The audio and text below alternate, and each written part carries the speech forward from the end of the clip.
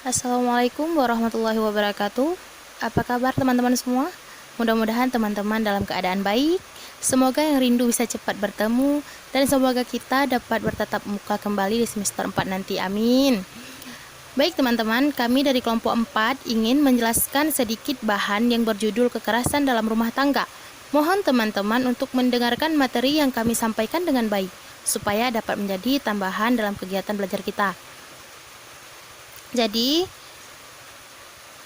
anggota dalam kelompok 4 itu terdiri atas saya sendiri, Intan, Al-Aina Miftahul Jannah, Wikayatud Dini, Zahni Kumala, Husna Alia, dan Rizka Mutia.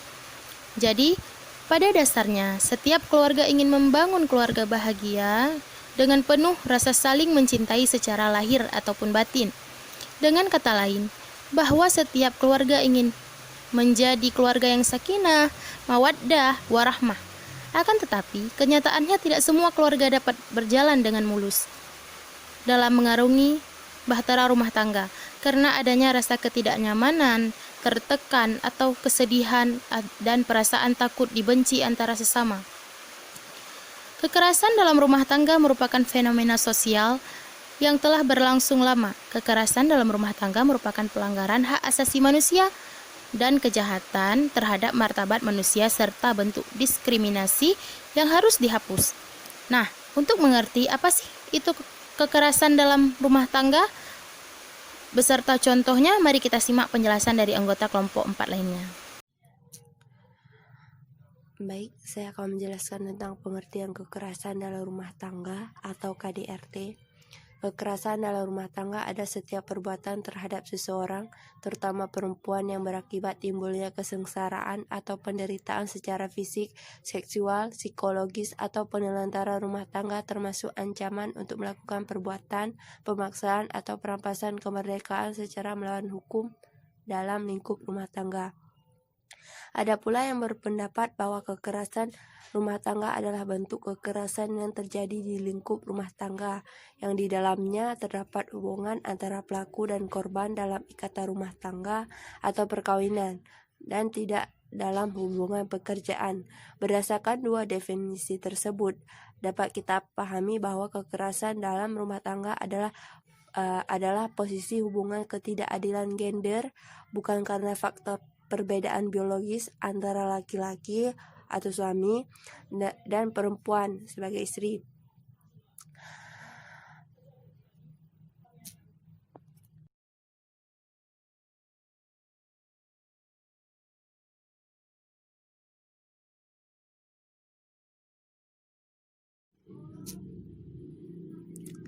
Dan yang termasuk cakupan rumah tangga adalah 1. Suami istri dan anak, termasuk anak angkat dan anak tiri.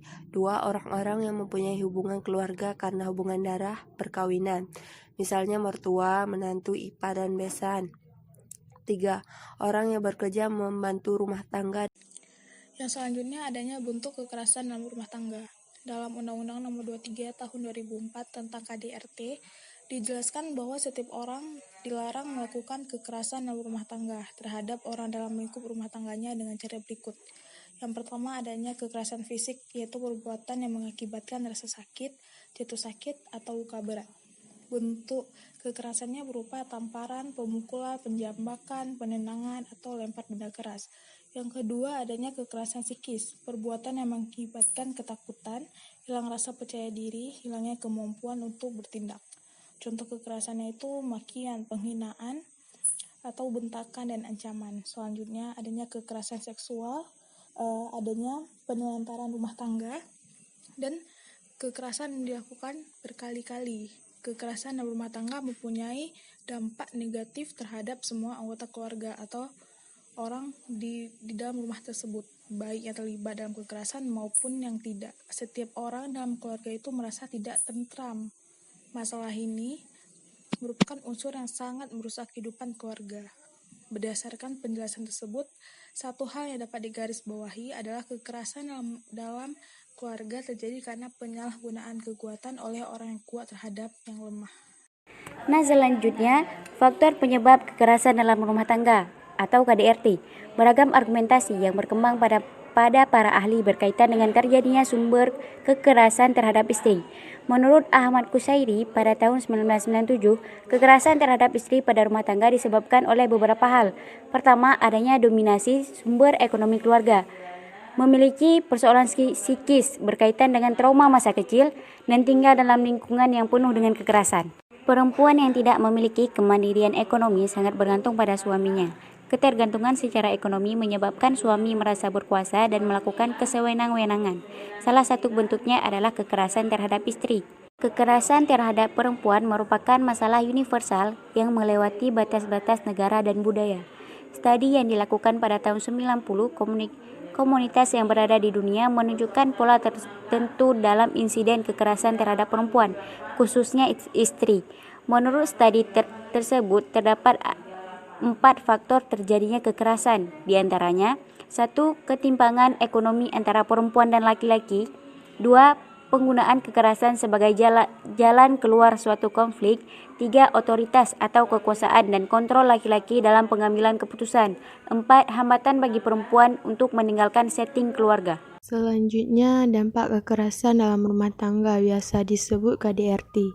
Dampak kekerasan yang dialami oleh istri dapat menimbulkan akibat secara kejiwaan, murung, stres, minder, dan lain-lain. Akibat secara fisik misalnya memar, patah tulang, cacat fisik, penyakit psikomatis, bahkan kematian. Selain terjadi dampak pada istri, kekerasan yang terjadi dalam rumah tangga dapat juga dialami oleh anak-anak. Ciri-ciri anak yang mengalami KDRT adalah yang pertama sering gugup, yang kedua cemas ketika sering ngompol, keempat gelisah, yang kelima suka menyendiri, keenam gagap, yang terakhir kejam pada binatang. Kekerasan dalam rumah tangga merupakan pelajaran pada anak bahwa bentuk penganiayaan adalah bagian yang wajar dalam sebuah kehidupan. Anak akan belajar bahwa cara menghadapi tekanan adalah dengan cara melakukan kekerasan. Selanjutnya yaitu pencegahan kekerasan dalam rumah tangga atau sering disebut dengan KDRT. KDRT membawa akibat yang sangat negatif yang berkemungkinan memengaruhi perkembangan korban pada masa mendatang. Ada beberapa solusi untuk pencegahan KDRT. Yang pertama yaitu membangun kesadaran bahwa persoalan KDRT adalah persoalan sosial bukan individual dan merupakan pelanggaran hukum yang terkait dengan HAM. Yang kedua yaitu sosialisasi pada masyarakat tentang KDRT. Yang ketiga yaitu konsensus bahwa kekerasan adalah tindakan yang tidak dapat diterima.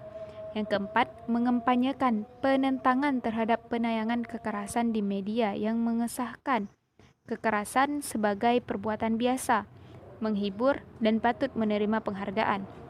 Yang kelima yaitu peranan media massa. Media cetak, televisi, bioskop, radio, dan internet adalah makrosistem yang sangat berpengaruh untuk mencegah dan mengurangi kekerasan dalam rumah tangga atau KDRT. Yang keenam yaitu mendampingi korban dalam menyelesaikan persoalan atau disebut dengan konseling, serta kemungkinan menempatkan dalam shelter, tempat penampungan, sehingga para korban lebih terpantau dan terlindungi serta konselor dapat dengan cepat membantu pemulihan secara psikis.